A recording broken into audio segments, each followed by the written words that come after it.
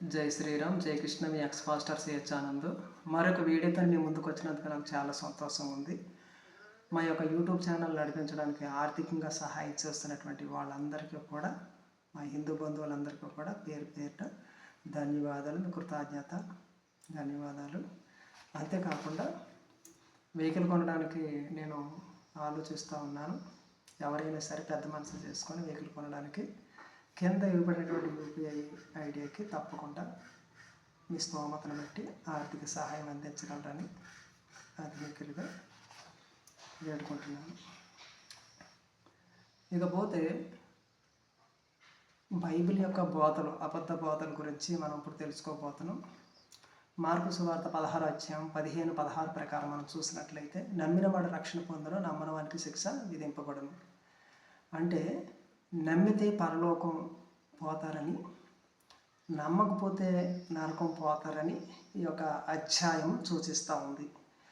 ఇది క్రైస్తవ పాస్టర్లు చేస్తున్నటువంటి ఇది అబద్ధ బోధ కదా, జనాన్ని మోసం చేస్తూ ఉన్నారు. క్రైస్తవ పాస్టర్లు ప్రకటించే సువార్తలు 2 ఆఫర్స్ ఉన్నాయని గమనించాలి. క్రైస్తవులు కానీ హిందువులు కానీ గమనించాలి. పాస్టర్లు ఎవరికి సువార్తను ప్రకటిస్తారు? హిందూ గ్రామాల దగ్గరకు వచ్చి హిందువులకే ప్రకటిస్తారు తప్ప పాస్టర్లు క్రైస్తవులకి కానీ, ముస్లిమ్స్ కానీ, ఇతర యొక్క మతాలకు కానీ ప్రకటించారు. ప్రకటిస్తే వాళ్ళు ఊరుకోరు.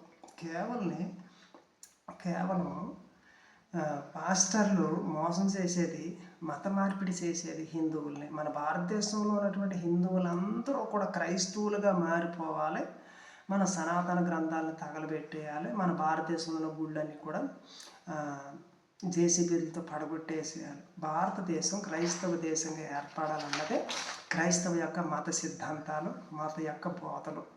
విదేశాల నుంచి ఫండ్స్ తెప్పించుకొని కదా, ఆ డబ్బుని సేకరిస్తూ కదా, పుట్టగొడుగుల్లాగా పాస్టర్లు సంస్థలు మన భారతదేశంలోని విద్యా సంస్థలు గాను, హాస్పిటల్ గాను, రకరకాల వ్యవస్థలు గాను, వ్యాపార రంగాలు గాను మన భారతదేశంలో అడుగుపెట్టి మన భారతదేశాన్ని విచ్ఛిన్నం చేస్తూ కదా, మన హిందువుల్ని క్రైస్తవులుగా మార్చేస్తూ ఉన్నారు. జై శ్రీరామ్. ఇదంతా కూడా అందరికీ తెలిసిందే కనుక ముందుకు పోదాం. ఈ యొక్క సువార్తలో ఉన్నటువంటి 2 ఆఫర్స్ ఏంటంటే, మొదటి ఆఫర్లో మనం చూసినట్లయితే ఉద్యోగం, సంతానం, ఆశీర్వాదం, స్వస్థత, ఇల్లు, ధనము, వివాహము, మరెన్నో సువార్త నమ్మితే ఇవన్నీ కూడా మీకు వచ్చేస్తాయని చెప్తారనమాట. ప్రజలు మోసం చేస్తారు, భ్రమకు గుర్తు చేస్తారు. ఇంకోటి ఏంటంటే, క్రైస్తవుడు చచ్చినప్పుడు పరలోకం వెళ్తాడని ఒక భ్రమ, ఒక నిరీక్షణ కల్పిస్తారనమాట. మీరు యేసుక్రీస్తుని మీ దేవుడిగా స్వీకరించి బాప్తిజం తీసుకొని కదా చర్చికి వస్తే తప్పకుండా మీరు చనిపోయినప్పుడు మీ నిరీక్షణ ఏంటంటే పరలోకం వెళ్తారని చెప్తారు. బతుకున్నవాడు కాదు, చనిపోయినాక పరలోకం వెళ్తారని చెప్తారు. ఒకవేళ నమ్మకపోతే మీరు నరకం పోతారని చెప్తారు. ఎందుకు చెప్తారంటే, మన యొక్క సనాతన యొక్క గుళ్ళు ఉన్నాయి, శాస్త్రాలు ఉన్నాయి కదా, అర్చనలు ఉన్నాయి, పండుగలు ఉన్నాయి, నాగరికత అన్నీ ఉన్నాయి. అన్నీ ఉన్నప్పటికీ కూడా అవన్నీ కూడా అబద్ధమే, శూన్యం అని చెప్పి మనల్ని నమ్మి బలిపి చేసి కదా, వీళ్ళు క్రీస్తును మాత్రమే దేవుడికి అంగీకరించండి, మన భారతదేశంలో ఉన్నటువంటి దేవుళ్ళను పక్కన పెట్టేయండి, ఆ గ్రంథాలు పక్కన పెట్టేసేయండి అని వాళ్ళు చెప్తారు. అందుకే నమ్మకపోతే నరకం పోతారు అనడానికి ఆధారం అది.